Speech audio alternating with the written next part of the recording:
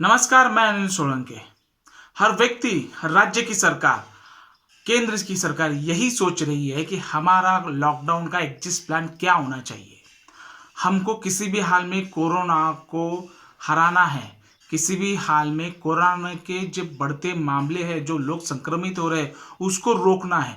इसके लिए कौन से ऐसे कदम उठाना चाहिए?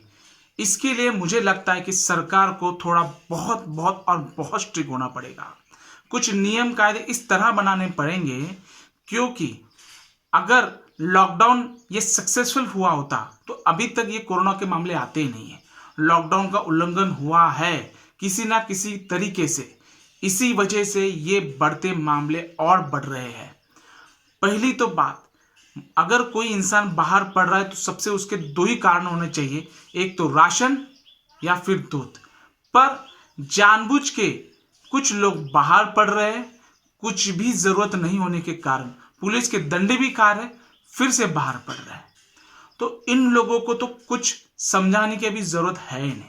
सरकार को नियम अभी क्या करने चाहिए मेरे ख्याल से? आज कितनी तारीख है? 9 तारीख है। आज से 20 तारीख तक सरकार को प्लानिंग करना चाहिए। जिस व्यक्ति को जहां जहां जाना है, अगर वो परप्रांतीय है, बाहर के स्टेट का है, तो वहां तक पहुंचाना चाहिए। दूसरा, अगर वो राज्य के अंदर जहां वो मिनिमम 15 दिन कहां भी रह सकता है विदाउट किसी सपोर्ट के, खाना पीना उसको अपने गांव में मिल सकता है, वो जहां है वहां भी मिल सकता है। इस तरीके की प्लानिंग अभी करनी पड़ेगी। हर व्यक्ति को एक केंद्र सरकार द्वारा और राज्य सरकार द्वारा एक व्हाट्सएप नंबर देना चाहिए। उसमें उस व्यक्ति ने अपना नाम, अपना आधार कार्ड, अपने फैमिली का नाम, उसका आधार कार्ड नंबर, मैं कहाँ पे हूं और मुझे कहाँ जाना है, जहां पे मैं रह सकता हूं, टोटल मजदूरों को ये सब लिस्ट लेनी चाहिए। मजदूरों से ये लिस्ट लेनी पड़ेगी। उसके बाद किसी भी हाल में नियोजन की तरह भारत सरकार को, राज्य सरकार को नियोजन की तरह इन मजदूरों को अपने अपने घर वापसी करवाना पड़ेगा। वहां पे घर वापसी होने के बाद उनको गांव में एंट्री नहीं होनी चाहिए। गांव के बाहर 14 दिन के लिए क्वारंटाइन के लिए कुछ सुविधा करनी चाहिए किसी भी हालत में। उसके बाद लॉकडाउन नहीं, 10 से 20 से 30 तारीख तक कर्फ्यू, 20 से 30 तारीख तक पूरे भारत में कर्फ्यू लगाना चाहिए। कर्फ्यू। अगर कोई भी अंदर बाहर आता है इंसान, तो उसको उसको 7 साल की सजा या 3 साल की सजा, रेड जोन में है तो ज्यादा, ऑरेंज जोन में है तो कम, ग्रीन जोन में तो कम, इस तरह की कोई प्रावधान करनी चाहिए। और उसके बाद 5 जून के बाद, मतलब आज अगर 19 तारीख, आज अगर 9 तारीख है, आज से कुछ लोग संक्रमित होते हैं तो उनको पता, हमको नेक्स्ट 14 दिन तक पता चल जाएगा। इसका मतलब 24-25 तक पता चल जाएगा। और कुछ दिन 5 जून के बाद, 5 जून के बाद अगर कोई भी व्यक्ति संक्रमित होता है, इसका मतलब है उसने लॉकडाउन का पालन नहीं किया है, इसकी वजह से वो संक्रमित हुआ है, तो उनका इलाज हॉस्पिटल में नहीं होगा, उनको जेल डाला जाएगा। जेल में अपनी इम्यूनिटी सिस्टम वो रिकवर होंगे तो होंगे, मर जाएंगे तो उनको घोषित किया जाएगा।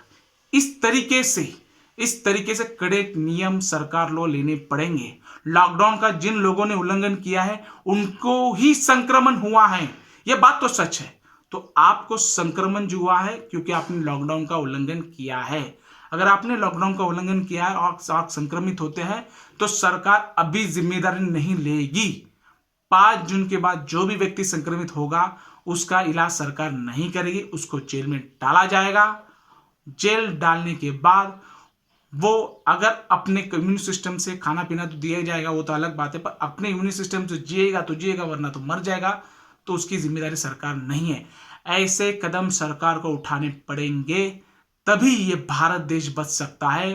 क्योंकि आने वाले वक्त में जिस तरीके से ये मामले बढ़ रहे हैं, खुदा ना खास्ता ऐसा हो सरकार लॉकडाउन ओपन करने सोच रही है, ओपन भी नहीं हो पा रही है, पर अर्थव्यवस्था डूब ना जाए, हमारा भारत 20 नहीं 25 साल फिर से पीछे चला जाएगा। बाद में अनएम्प्लॉयमेंट की और बहुत सारी ऐसी मुसीबतें भारत के सामने आने वाली है।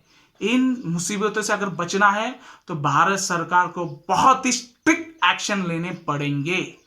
कर्फ्यू लगाओ, 20 से 30 तक पूरे भारत देश में, और 5 तारीख के बाद अगर कोई भी व्यक्ति आता है तो उसने जानबूझ के कर्फ्यू का उल्लंघन किया, लॉकडाउन का उल्लंघन किया है, तो उस व्यक्ति को सजा यही होनी चाहिए कि उसका इलाज सरकार नहीं करेगी, उसको जेल में डाला जाएगा। इस प्रकार के कोई ना कोई तो सरकार को एक्शन लेनी पड़ेगी।